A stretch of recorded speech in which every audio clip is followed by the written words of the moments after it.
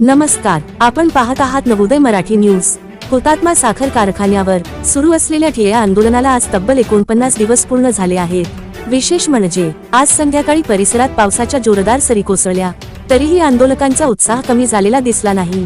मोठ्या संख्येने शेतकरी, सभासद आणि कार्यकर्ते आंदोलनस्थळी ठामपणे उपस्थित राहिले।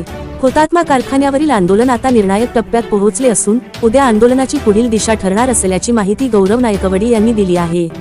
आज संध्याकाळी झालेल्या बैठकीत बोलताना गौरव नायकवडी म्हणाले की उद्या आंदोलनस्थळी सर्व आंदोलक, सभासद आणि कार्यकर्त्यांनी मोठ्या संख्येने उपस्थित राहावे, कारण आंदोलनाच्या पुढील वाटचालीबाबत महत्त्वपूर्ण निर्णय घेण्यात येणार आहेत। यावेळी बोलताना त्यांनी आणखी एक महत्त्वाची माहिती दिली। हुतात्मा साखर कारखान्याच्या नवीन चेअरमन निवडीची तारीख उद्या जाहीर होण्याची शक्यता असल्याचे त्यांनी सांगितले। त्यामुळे पुढील काळात कोणती भूमिका घ्यायची आणि आंदोलनाची दिशा काय असावी याचा निर्णय सर्वांच्या उपस्थितीत एकत्रितपणे घेतला जाईल, असे त्यांनी स्पष्ट केले। दरम्यान विद्यमान चेअरमन वैभव नायकवडी यांनी आपल्या पदाचा राजीनामा दिल्यानंतर कारखान्याच्या नेतृत्वाबाबत उत्सुकता शिगेला पोहोचली आहे। आता हुतात्मा कारखान्याचा पुढील चेअरमन कोण होणार याकडे सभासदांसह संपूर्ण कार्यक्षेत्राचे लक्ष लागून राहिले आहे।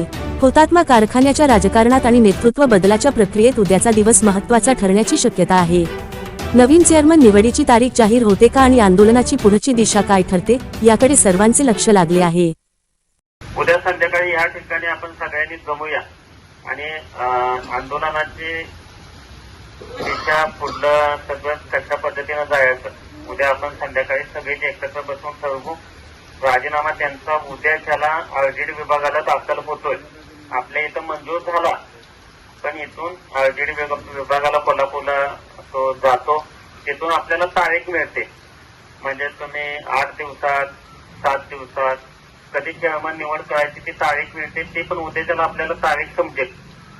पण त्याच्या अगोदर उद्या आपण सगळे संध्याकाळी या ठिकाणी जमू आणि त्यानंतर म्हणजे आपण इतके थोड्या म्हणजे संख्येनं निर्णय घेण्यापेक्षा उद्या सगळे एकत्र बोलवून निर्णय घेऊ आणि पुढली दिशा आपण ठरवू।